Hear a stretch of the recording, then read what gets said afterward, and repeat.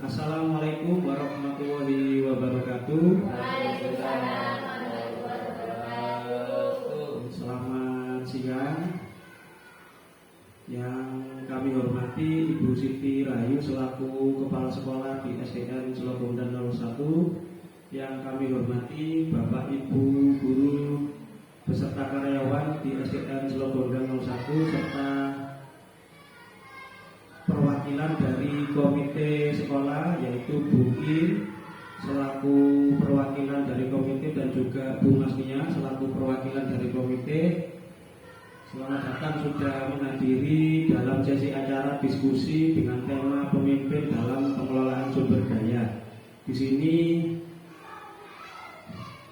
kita berbagi dan mendiskusikan terkait beberapa pengelolaan sumber daya yang ada di sekolah SDN Selobondan 01 dengan berkolaborasi dengan beberapa komite dan juga tokoh masyarakat. Bapak Ibu, sebelumnya untuk memulai acara pada hari ini mari kita baca basmalah terlebih dahulu. Bismillahirrahmanirrahim. Pertama-tama saya panjatkan puja dan puji syukur kehadirat Allah SWT karena kita masih diberikan sehat walafiat serta sholawat serta salam kepada junjungan Nabi kita Muhammad SAW yang mana kita masih diberikan yang jalan terang benderang. Bapak Ibu, untuk langsung menginjak ke acara pada hari ini yaitu kita membahas dulu untuk pembahasan pada hari ini yaitu yang pertama menganalisis aset dan kekuatan dalam pengelolaan sumber daya yang efektif dan efisien. 2. Merancang pemetaan potensi yang dimiliki sekolah menggunakan pendekatan pengembangan komunitas berbasis aset ABCD, Asset Based Community Development. Kemudian 3. Menunjukkan sikap aktif, terbuka, kritis, dan kreatif dalam upaya pengelolaan sumber daya.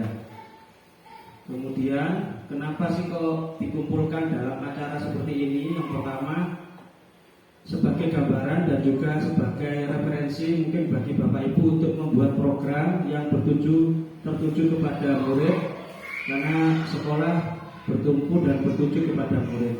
Di sini ada 2 pengelolaan. Di sini ada berbasis kekurangan atau masalah atau hambatan. Yang kedua yaitu berbasis aset atau kekuatan. Yang tadi sudah saya jelaskan di awal, yaitu kenapa sih kok berbasis pada kekuatan, berbasis pada kekurangan dan masalah. Di sini kalau terkait dengan berbasis kekurangan atau masalah biasanya timbul masalah dan isu itu yang terkait kekurangan. Kemudian kalau berkutat pada masalah utama juga, kemudian mengidentifikasi kebutuhan dan kekurangan ini selalu bertanya apa yang kurang. Jadi yang ditanyakan kekurangan terus.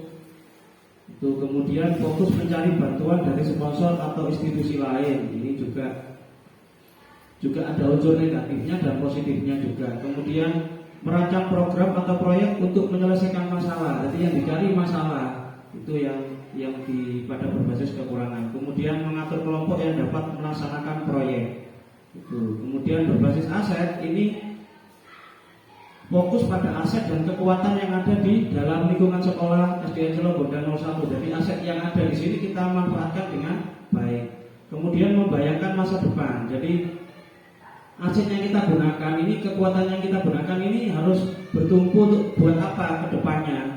Jadi membayangkan masa depan yang akan dipakai. Kemudian berpikir tentang kesuksesan yang telah diraih dan kekuatan untuk mencapai kesuksesan tersebut. Jadi dengan aset ini akan mencapai kesuksesan yang telah diraih dan akan menguatkan untuk kesuksesan tersebut.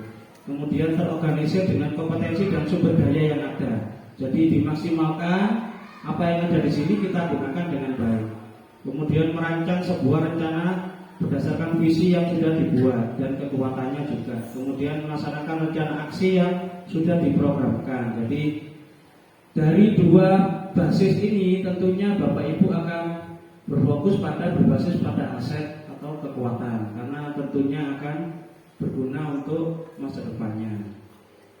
Oke, lanjut berikutnya. Nah ini biasanya pada kekurangan, masalah berbasis kekurangan ini biasanya banyak keras kepala, biasanya seperti itu. Jadi diberikan masukan dan saran biasanya lebih egonya tinggi, kemudian cenderung cerewet, kemudian arogan, kemudian penakut karena takut masalahnya tidak selesai ataupun selesai, kemudian hambatannya juga mungkin, kemudian kaku. Biasanya kalau kekurangan masalah ini kaku untuk pembahasan masalahnya, penyelesaian masalahnya. Kemudian berbasis pada aset. Nah, ini biasanya teguh, kuat, kemudian gigih karena menggunakan apa yang ada di lingkungan sekolah. Kemudian berkomunikasi, tentunya misalkan saya butuh kayak di sini kelas 5, saya komunikasi dengan Bu Rina. Kemudian ke kelas 2 saya komunikasi dengan Bu Widya. Ke kelas 4, nah seperti itu. Kemudian berani mengungkapkan pandangannya. Jadi saya harus bagaimana supaya kantin ini menjadi sukses itu bagaimana. Nah itu. Kemudian perbus juga serta musola, bagaimana supaya musola ini digunakan dengan baik. Kemudian waspada dan berhati-hati. Jadi berhati-hati untuk menggunakan aset yang ada. Tuh, kemudian suka dengan keteraturan dan dapat diprediksi. Ini yang berbasis aset atau kekuatan. Oke, kemudian di sini aset yaitu ABCD, yaitu Asset Based Community Development, dibangun dari kemampuan pengalaman, pengetahuan dan hasrat yang dimiliki oleh anggota komunitas, kekuatan perkumpulan lokal dan dukungan positif dari lembaga lokal untuk menciptakan kehidupan komunitas yang berkelanjutan. Jadi komunitas di sini antara juga contohnya yaitu MGMP, KKG, kemudian juga komunitas di toko masyarakat, kemudian di TK juga bisa kita kolaborasi bersama. Di sini apa unsur-unsur karakteristik dalam pengembangan komunitas berbasis aset, yaitu satu, mempraktikkan dialog berkelanjutan dan partisipasi anggota masyarakat. Jadi di sini bagaimana dialog berkelanjutan tersebut terjadi, serta mendorong perilaku yang menghargai keragaman warga sekolah demi masa depan murid-murid. Jadi itu. Kemudian 2, menumbuhkan komitmen terhadap tempat, yaitu perilaku akan memperkuat koneksi warga baik komunitas, lingkungan dan ekonomi lokal. Jadi ini memanfaatkan apa yang ada di lingkungan sekitar di SD Selobonda 01, Bapak Ibu. Kemudian 3, membangun koneksi dan kolaborasi. Ini sangat penting sekali untuk perencanaan dan tindakan yang akan dilakukan. Kemudian yang keempat yaitu mengenal diri sendiri dan membangun aset yang ada. Jadi memanfaatkan aset-aset yang ada di SDN Selobonda 01 ini menjadi sumber daya, menjadi sumber kekuatan yang akan kita miliki. Kemudian membentuk masa depan.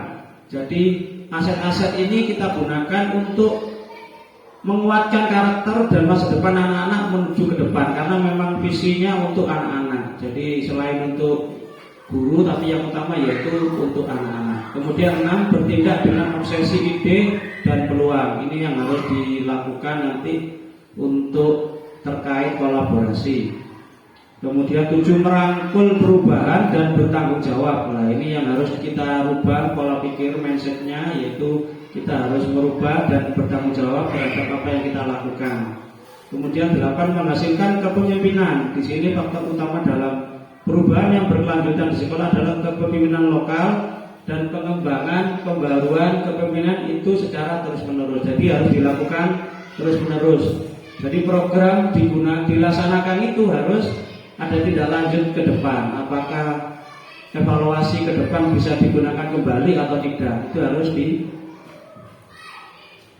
direncanakan juga. Nah ini aset yang harus kita bahas Bapak Ibu. Jadi aset modal utama ini sangat penting. Di sini ada modal manusia, ya tentunya di sini sangat luar biasa modal manusia yang ada. Kemudian modal sosial, nanti hubungannya dengan lingkungan masyarakat sini bagaimana. Kemudian modal politik, di sini modal politik berasal dari kepala sekolah juga bisa, dari Bapak Ibu guru juga bisa, dari lingkungan sekitar juga bisa, termasuk komite. Kemudian modal agama, Nah ini sangat penting sekali karena lingkungan di daerah Selogondang 01 ini rata-rata kan agamis ya, jadi harus diutamakan. Kemudian fisik di sini luar biasa, kita sudah terlengkapi, yaitu mulai dari kelas, kemudian kamar mandi, ya perpus, musola itu sudah dilengkapi dengan baik. Kemudian lingkungan, bagaimana lingkungan di sini,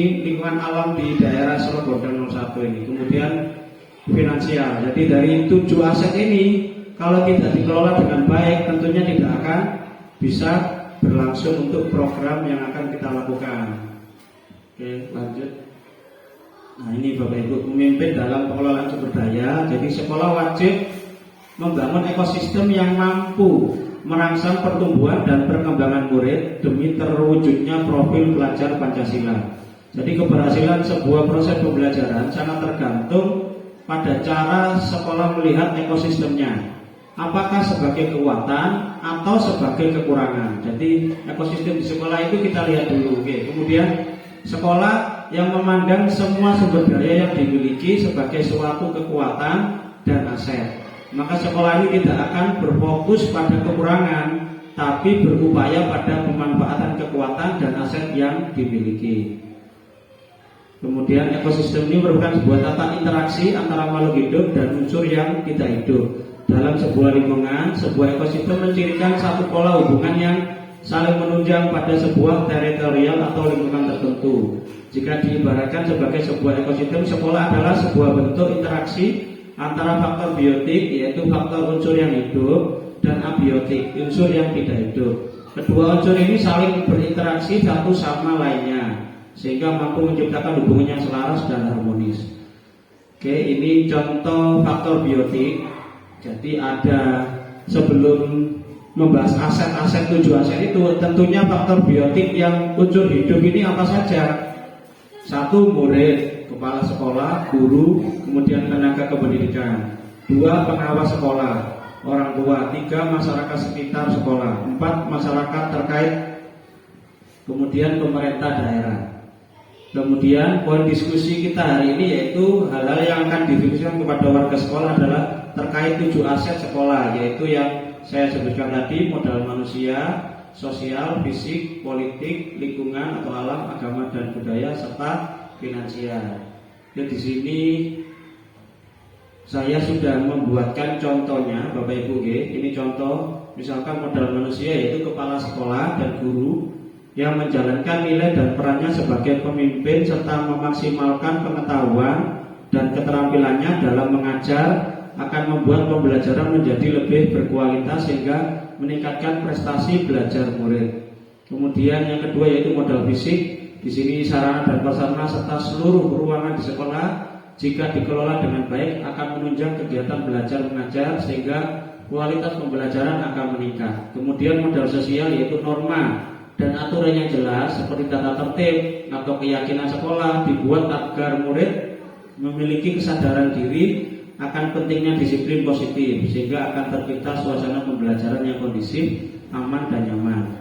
Kemudian modal lingkungan, di sini kita melihat lingkungan sekitar yang ada di sekolah ini dapat menjadi salah satu sumber belajar. Jadi bisa ke balai desa, mungkin anak-anak diajak apa saja sih balai desa itu yang dikerjakan, itu bisa dipakai sumber belajar juga. Itu kemudian modal politik, modal finansial serta modal agama. Ini sudah saya buatkan ya Bapak Ibu untuk dibahas bersama. Modal manusia itu apa saja kita bahas bersama. Oke, ini modal politik, modal agama dan budaya, modal fisik, kemudian modal lingkungan alam, kemudian modal finansial. Oke, ini untuk yang kita bahas Bapak Ibu. Untuk 7 modal aset tadi itu kita akan membahas bersama, mulai dari modal manusia itu apa yang perlu kita tulis, kita kolaborasikan bersama dengan Ibu Kepala Sekolah Bu Siti selaku pemangku kebijakan yang akan memberikan wawasan kepada Bapak Ibu guru.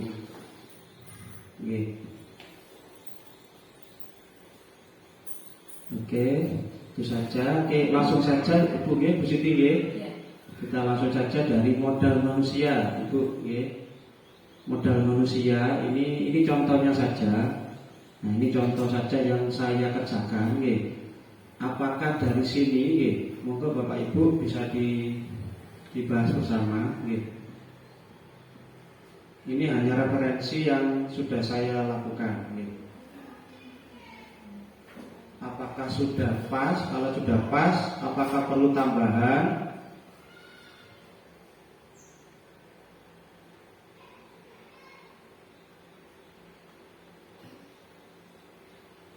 Monggo bisa memberikan masukan.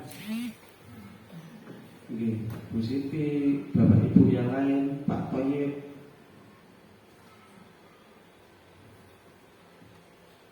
Bu Nia bisa memberikan masukan terkait modal manusia. Apakah sudah pas? Apakah perlu tambahan?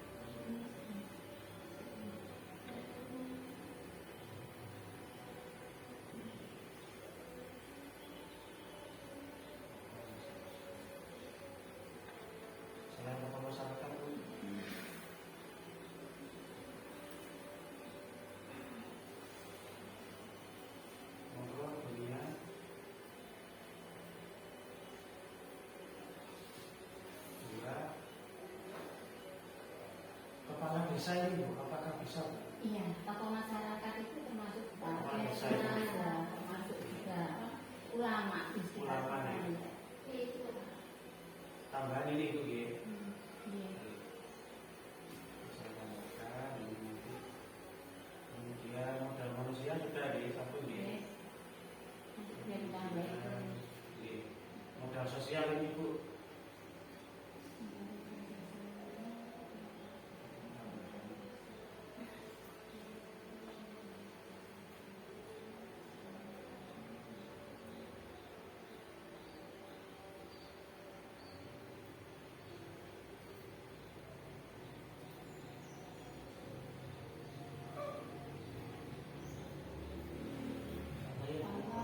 Kalau menjalin kerjasama ya Pak ya, ditambahin ngomong aja Pak. Misalnya dengan puskesmas, dengan kita kan ada MOU, dengan apa polsek, dengan apa planning, kemudian dengan IMN, itu pakai koma aja Pak nanti di yang ada kerjasama itu. Dan di situ UMKM.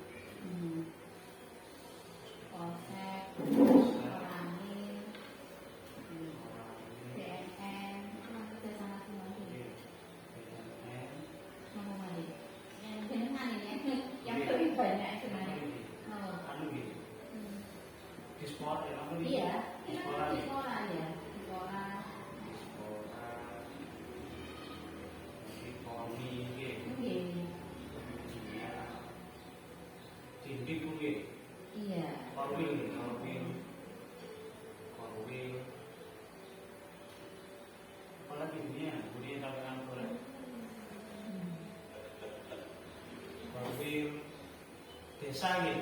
Iya. Desa, kecamatan gitu. Nggih. Kecamatan Pokoknya ada MOU-nya. gitu.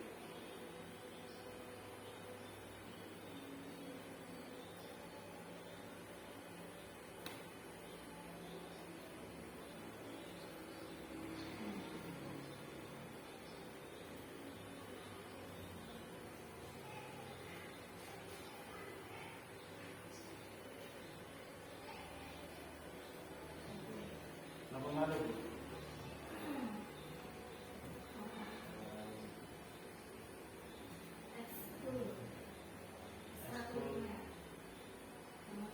Ekskul itu sekolah atau Menjalin kerjasama Apa sih? dengan pelatih itu? iya, lanjut. Apa berarti? Ini. Oh, pramuka yang belum ya? Apa beliau? Ini tadi ya bang, sosial ya? Sosial. Iya. Iya, menjalin kerjasama dengan pihak luar ya. Iya. Oke. Iya, pramuka. Apa? Di apa benar? Jadi itu sudah di sekolah itu memang gini mbak pramuka, apa kan kepemudaan sudah. Nih. Sudah nih. Sudah. Boleh ini Di kepemudaan. kolaborasi dengan ini. Iya, iya. Di telepon. Sekarang yang modal politik. Biasanya politik ini mengikat tuh. Iya. Kata tertib, kata tambah. Ini yang kota Dewan ini tak hapus ini. Kan Iya. tidak ada bukan nih. Tidak ada, kita tidak ada. PIP ini dari mana Bu PIP biasanya? Mendapatkan PIP dari PIP itu desa itunya. PIP itu desa. Kalau PIP itu kalau ya dari sekolah nomor begitu. Oh dari PIP. Iya. Kalau PIP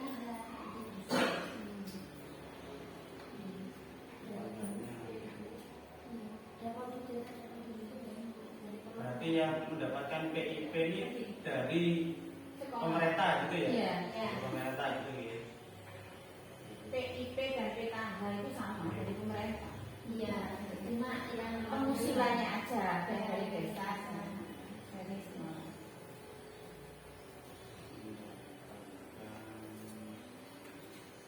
PIP dari pemerintah gitu.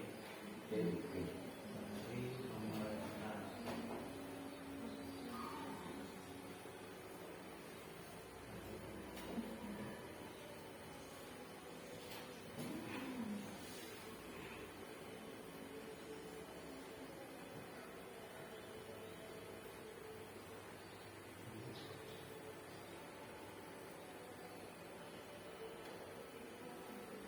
Selain dari pemerintah apa tadi Bu? PIP ini? PIP dan PKH itu dari pemerintah. Yang PIP dan PKH ini. Iya. PIP dan PKH itu sama. Ukurannya juga mengikat ya punya. Tidak bisa sembarangan diusulkan. Selain itu apa?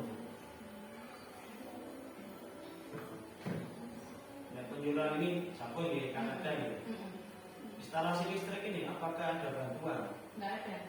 Jadi tidak usah ini ya. Oke. Murni dari yang di sekolah tadi. Ya, bos itu dan lain. Ada tambahan lagi Bu itu Bu. Program politik. Bu Widya mungkin. Saya kan tahu Bu Widya kan kerjakan bos tahu.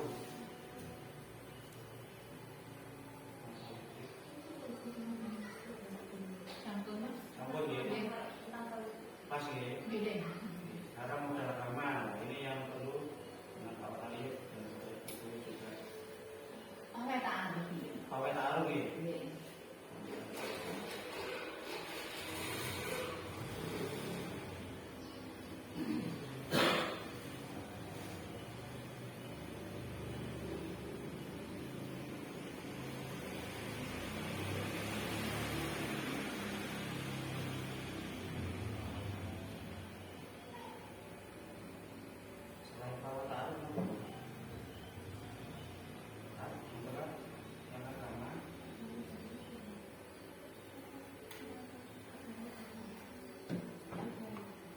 kembali lagi Pak.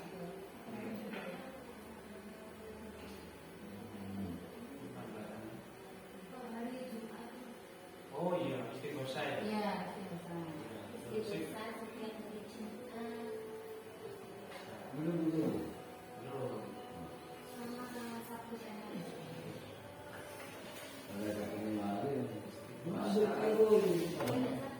Dan sekarang tuh gitu. Iya.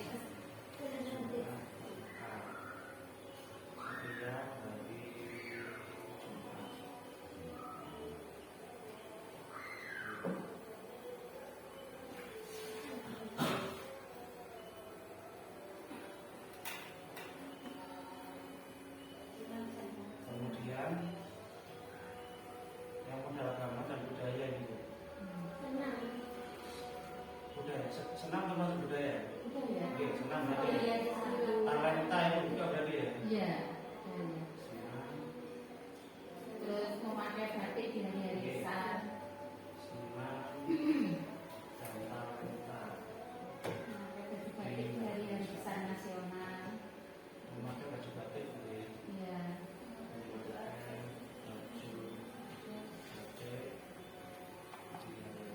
Batik ini keren.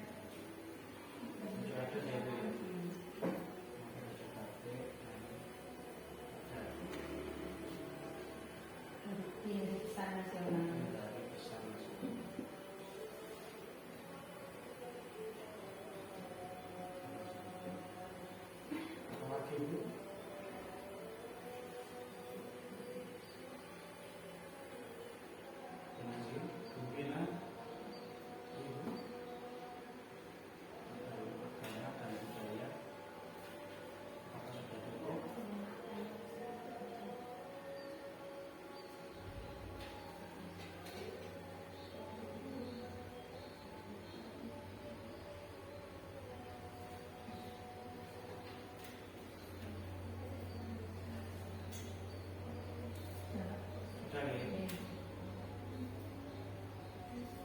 Modal fisik, nah itu apakah perlu tambahan ini yang fisik?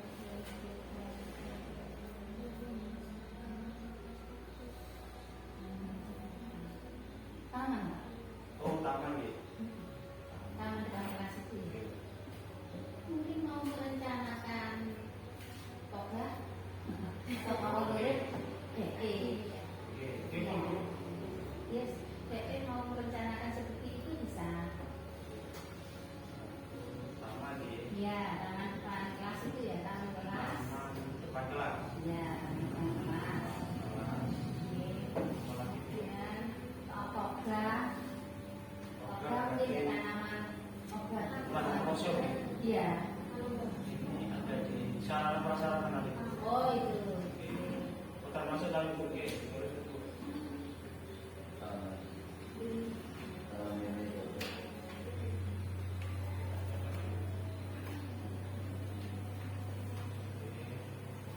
Taman depan kelas. Terus toga Toga begitu. berarti. Toga berarti lahan untuk toga gitu ya. Iya, tangan toga. Lahan untuk Toga. toga, tanaman untuk keluarga.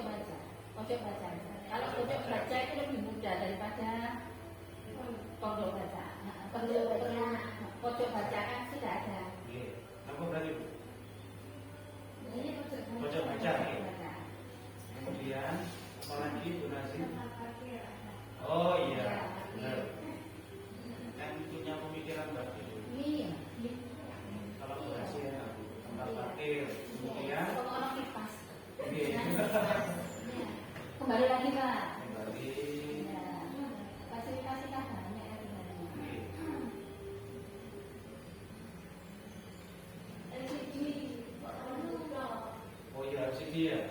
Iya. LCD ada 2 ya. Info sih LCD. Oh, LCD. Oh, no, lagi. Nggak foto ya. Tak tambahin ya. Jadi ganti aja LCD atau proyektor atau proyektor. Dua unit ya. 2 unit.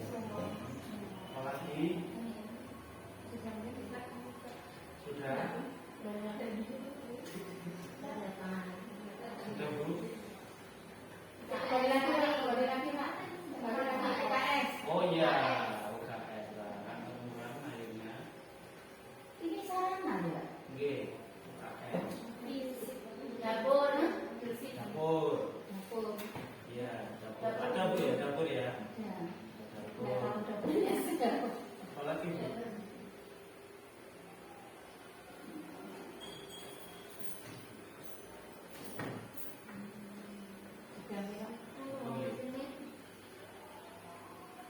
Lapangan.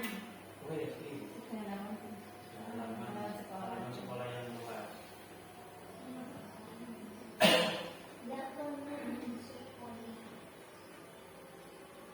Sampai di sekarang ke kok ada betul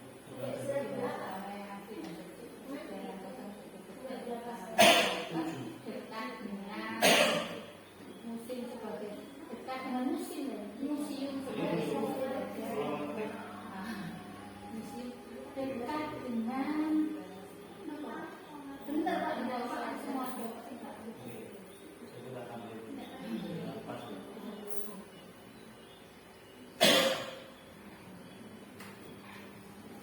repot itu dipati tambah-tambah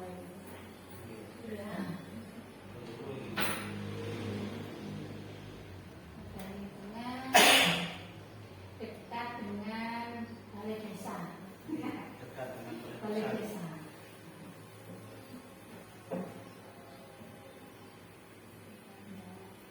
Dekat balai desa, TK PAUD, Polides, dengan sarana kesehatan ya, dekat dengan sarana kesehatan.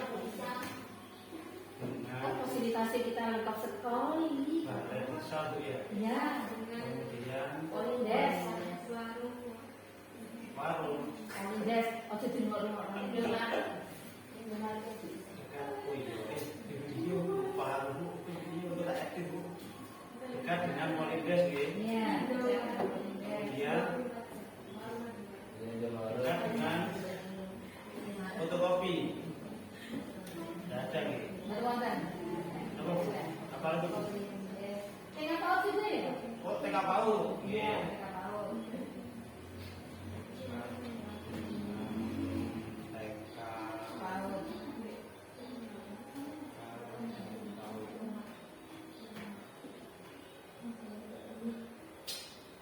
Budaya bisa memberikan masukan budaya, tidak apa-apa budaya. Pusing. Iya, kalau disuruh Oke. berhenti. Oke. Karena mikir. Apa Mbak? Apa ya? Iya. Tidak ada. Taman. Taman apa? Taman bunga. Itu taman bukan. Bola. Kebun. Terdiri dari 2 mangga. Itu ya. Pon Pak. Tidak termasuk itu. Sekarang yang modal finansial. Ini perlu tambahan dari Bapak Ibu. ISPA, bantuan swadaya masyarakat. Ini Bu Widya ini yang paham ini. Terus Naik finansial ini. gini Pak. Oke. Kalau kita menulis bantuan finansial itu kita apapun bentuknya itu harus ada pelaporan Pak. Nah, itu maksudnya. Kalau ini sesuai dengan kita dapat dari kantin. Oke. Bisa kan kita masukkan modal finansial ya? Bisa. koperasi laruan. kantin, Koperasi kantin sekolah. Kantin sekolah. kantin sekolah, apalagi Bu? Kan itu bisa dilaporkan kan ya? Iya. Iya, bisa dilaporkan. Sudah Pak, yang hanya yang bisa dilaporkan juga. Iya, nanti dihitung pada Iya, itu. lagi ini nanti tak share ke grup. Iya. Juga pun. Oh, Oke, untuk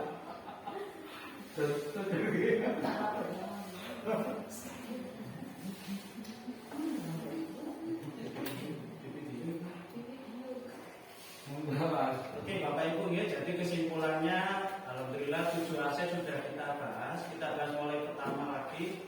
Oke, saya kesimpulkan ya, yaitu pemimpin pembelajaran dalam pengelolaan sumber daya adalah seorang pemimpin yang menerapkan pendekatan berbasis kekuatan atau aset dengan memanfaatkan sumber daya yang ada di sekitarnya untuk menggali potensi yang dimiliki dalam menunjang proses pembelajaran. Oke, diskusi hari ini sudah selesai Bapak Ibu. Oke. Alhamdulillah. Semoga waktu dan kesehatan adalah dua aset yang berharga ini yang tidak kita kenali dan hargai sampai mereka telah habis. Jadi dimaksimalkan waktu dan kesehatan ini Bu Bapak Ibu. Dan terima kasih. Wassalamualaikum warahmatullahi wabarakatuh. Waalaikumsalam warahmatullahi wabarakatuh. Sampun Bu. Oke, ini Hasilnya bisa diambil. Bisa